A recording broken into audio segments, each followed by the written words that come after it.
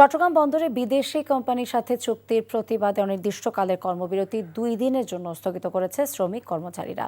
চট্টগ্রাম বন্দর ভবনের নৌ পরিবহন উপদেষ্টা এম শাখাওয়াত হোসেনের সাথে বৈঠক শেষে এই ঘোষণা দেন শ্রমিকেরা। চট্টগ্রাম থেকে শামসুল হক হায়দরি পাঠানো রিপোর্ট, ক্যামেরায় ছিলেন এনামুল হক। গত শনিবার থেকে প্রতিদিন 8 ঘন্টা করে কর্মবিরতি পালন করে আসছিল চট্টগ্রাম বন্দর শ্রমিক কর্মচারীরা। দাবি পূরণ না হওয়ায় বুধবার থেকে অনির্দিষ্টকালের কর্মবিরতি শুরু করলে সম্পূর্ণ অচল হয়ে পড়ে বন্দরের অপারেশনাল কাজ।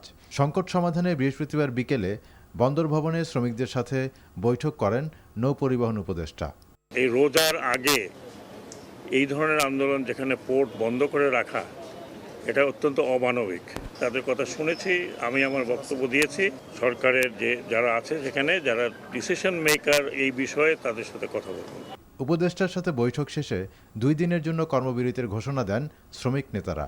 রমজান সবকিছু বিবেচনা করে উপদেষ্টা মহোদয় আমাদেরকে সকল বিষয়ে সিদ্ধান্ত জানাবেন মর্মে আমাদেরকে আশ্বস্ত করেছেন, এবং তার এই সিদ্ধান্তের উপর ডিপেন্ড করে আমরা আগামী শুক্রবার এবং শনিবার আমরা আমাদের কর্মসূচি স্থগিত করছি।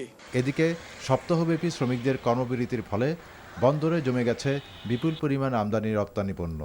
আমরা বার্থ অপারেটররা প্রতিদিন গড়ে 30 থেকে 35 লাখ টাকা করে আমাদের সম্মিলিতভাবে আমাদের ক্ষতি হয়েছে। অতি সত্বর একটা যৌক্তিক সমাধান অতীব জরুরি। শ্রমিকদের কর্মবিরতির ফলে আটকে আছে 10,000-এর বেশি রপ্তানি পণ্য সহ কন্টেইনার।